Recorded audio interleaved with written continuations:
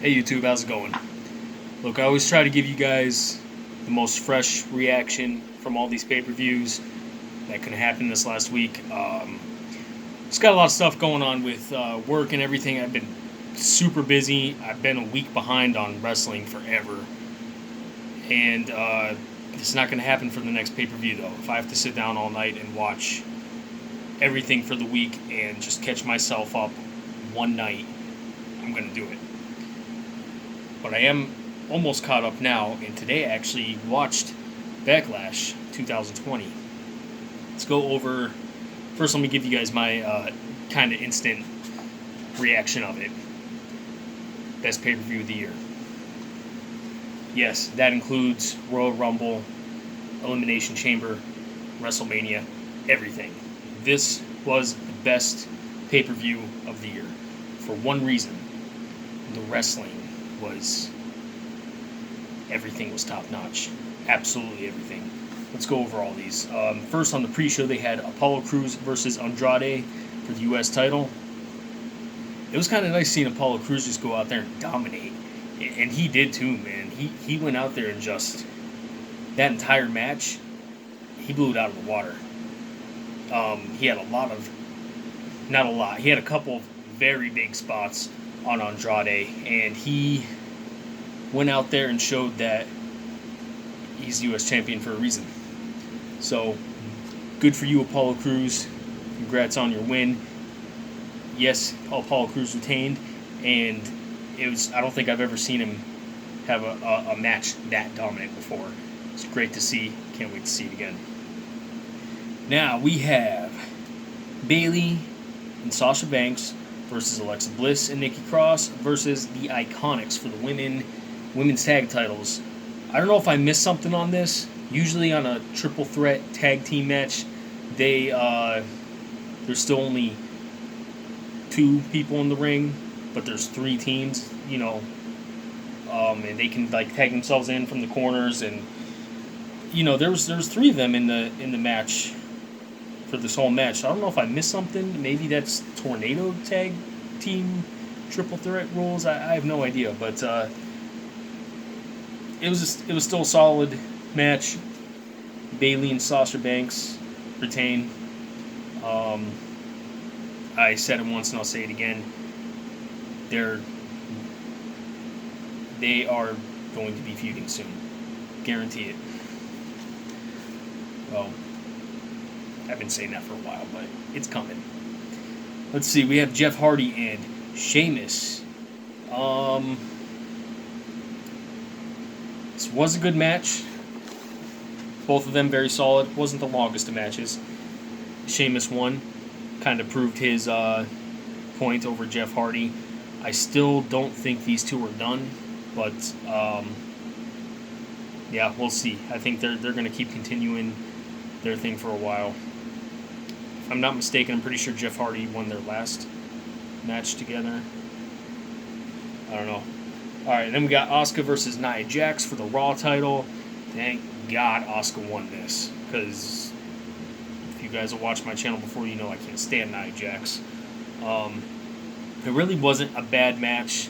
I feel like they told Nia Jax to maybe be careful with her spots or something, because I don't know, she didn't seem as intense as she usually does, which, is good, because she has that reputation of injuring anybody and everybody.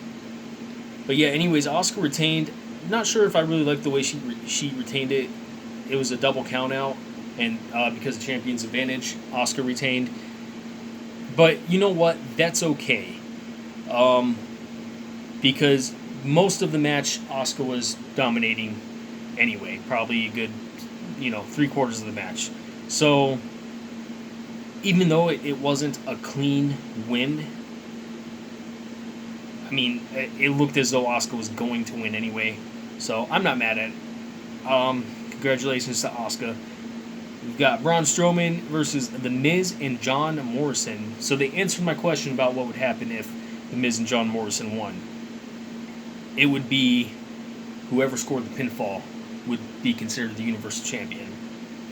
Not like it matters, because Braun Strowman beat them It did seem like John Morrison was going to win at some point, but The Miz pulled him out of the pinfall. And then you could see The Miz, he realized what he did, and then he put John Morrison back on Braun Strowman. Then Braun Strowman tapped out. I don't think they really needed to play that whole angle. Braun Strowman could have beat both of them regardless. But overall, it was another solid match. We got Drew McIntyre versus Bobby Lashley for the WWE title. Drew McIntyre retained. Every one of Drew McIntyre's matches that he's had since he's won the big title have all been great. Now this is another one, kind of like with the whole Asuka and Nia Jax thing. They almost made it like Drew McIntyre didn't win clean, but he did. Lashley got distracted from Lana because Lana came out. But you know what? It doesn't matter because at the beginning Lashley had the full Nelson on Drew McIntyre and was throwing him all over the place before the bell even rang. So